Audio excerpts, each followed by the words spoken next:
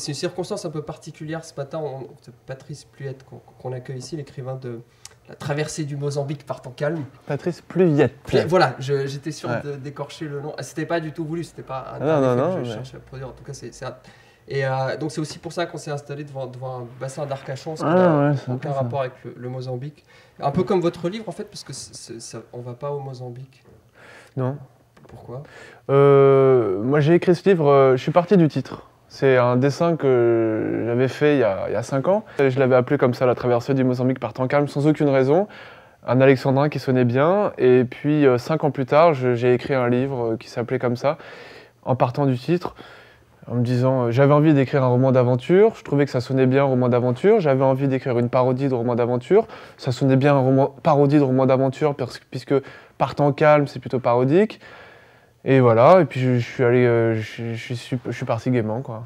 J'ai lu le chapitre, c'est pas du tout par hasard, enfin c'était par hasard, c'était le chapitre sur Petit Pénis. Ouais. C'est pas pour racoler, hein, pas du tout, c'est un chapitre relativement intéressant. Est-ce que vous pouvez en dire un peu plus? Parce qu'il y a une certaine sagesse. Alors je me suis dit, est-ce que c'est de l'ironie ou pas? Parce qu'il y a des phrases très paulo-coéliennes un peu à la fin. Non mais c'est un livre qui quand même qui traite beaucoup d'ironie quoi. Enfin, c'est un livre à prendre au second degré, c'est pas un roman d'aventure comme les autres. Alors Petit Pénis, c'est quand même la morale de l'histoire quoi. Voilà, le personnage, c'est l'homme le plus sage de l'histoire. Petit pénis, ça veut dire petite peine en langage cloaque. C'est évidemment pas vrai, mais je trouvais ça amusant. Et c'est un Indien qui sculpte des totems. Des totems à la nature. Et voilà, donc forme ityphallique comme ça. Et alors il est totalement rejeté de sa famille. Donc sa famille, c'est les panthères du désert. Et le chef de tribu le recherche activement pour le tuer, quoi. Petit pénis, puisque le discours porte sur lui.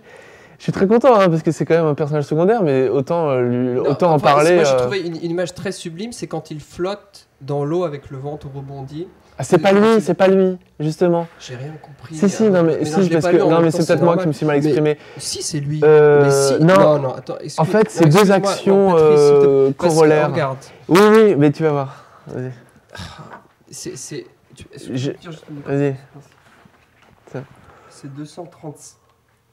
Ils sont dans le canoë et puis il voit un ventre, par la nuit, voilà. un cadavre en décomposition et après j'écris que petit pénis meurt.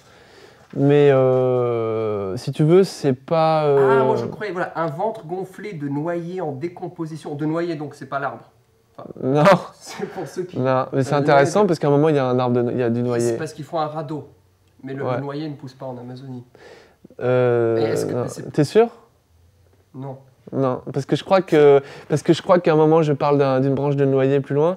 Et si le noyer ne poussait pas en Amazonie, le correcteur il l'aurait remarqué. C'est pas vous c'est pas toi qui corrige le... Enfin, vous. Si, mais il y a un correcteur, tu sais, qui est chargé de savoir si le noyer pousse bien en Amazonie. Pour faire qui est chargé de régler des petits problèmes d'incohérence. Mais de toute façon, c'est par exemple, à un moment, je parle de crocodile et c'est des caïmans. Comment? C'est un peu onirique comme conte, c'est pas vrai. Donc. Il faut des petites balises. Par exemple, à un moment, je parlais de crocodile. C'est intéressant. Il n'y a pas de crocodile en Amazonie. Oui, alors. Si, il y a des caïmans. gaviaux, mais ça, c'est en Inde. Ah oui, non, mais c'est pas la même chose. C'est des caïmans. Mais c'est important de baliser. Qui ont une mâchoire plus. C'est important de baliser. Non, attends, je reviens à ça parce que c'est important comme.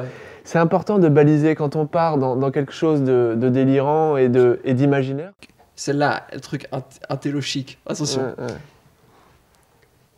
Quelle île déserte emporteriez-vous dans un livre?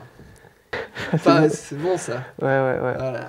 3 ans d'écriture pour cette question.